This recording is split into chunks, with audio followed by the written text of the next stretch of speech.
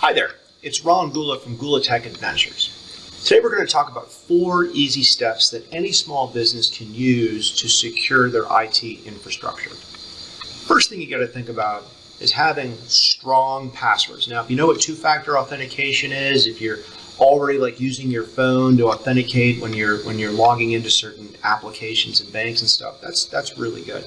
But you have to realize that people who have your password are being compromised, and your passwords are being used and farmed to guest accounts that you might have. So you need to have at least a very, very strong complex password, or you have to have two-factor authentication. Now, I like to recommend people use password managers. I'm a fan of LastPass myself, but there's also more advanced things you can use where you use your phone, you use biometrics, and this might be appropriate for what you're using, but for your small business, you should at least try to enforce strong passwords across the board. Second thing you should do is you should work doing some sort of software updates. Now, you can't update what you don't know. You need to take an inventory of everything you have, and you need to think about things that people are bringing to work that might not be under your control. The phones, their laptops, their bring your own device. The phones have the ability to be patched and managed. If you are doing a corporate email system such as G Suite or Office 365, you have the ability to understand the profile of those devices and perhaps in some cases force an update.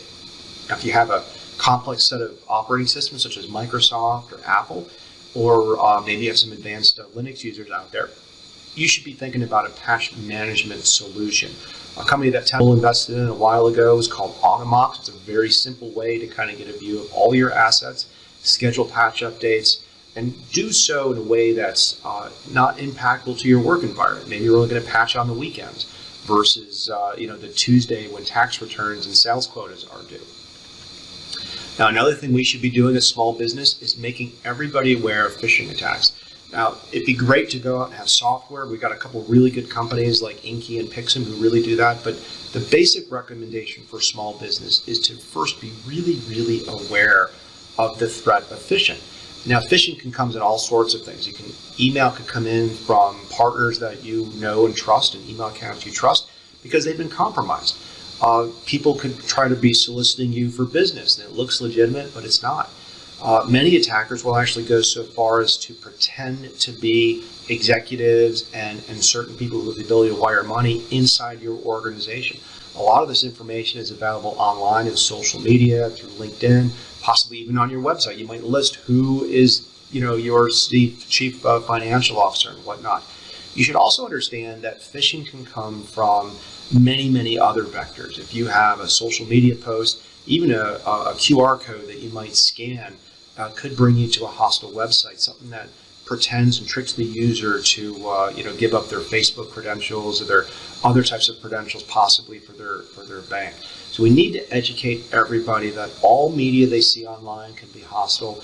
Not every website that looks like eBay or Gmail is those things. We need to educate people about those risks.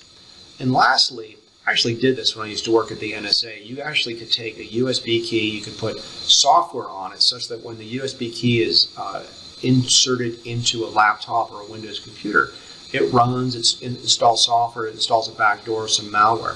So we really need to encourage small businesses to only use USB keys that they've procured, that they understand. If you don't recognize it, you shouldn't be plugging it into to your systems. A lot of the USBs can actually be delivery of evil software, backdoors, and whatnot. So we need to educate everybody not to use stuff you've been received in the mail. Try to get things that you procured, from sources that you trust. Now, these 4 things, I didn't come up with these things. I have to give credit to the Cyber Readiness Institute. Cyber Readiness Institute is a great nonprofit organization where they try to distill all of the different types of recommendations that we talk about. Center for Internet Security on this channel. We talk about the NIST Cybersecurity Framework. The Cyber Readiness Institute has got a wide variety of resources where you can even get your business certified to be ready to have your readiness program. So I highly recommend that you check that out. And I hope these tips were of interest for your small business. If you want to learn more, go visit us at gula.tech. We've got our entire portfolio of cyber companies up there. We've got an entire list of cybersecurity nonprofits that have won awards from our GULATECH Foundation. And we've got about 4 or 5 years of blogs on a wide variety of topics. Thank you very much.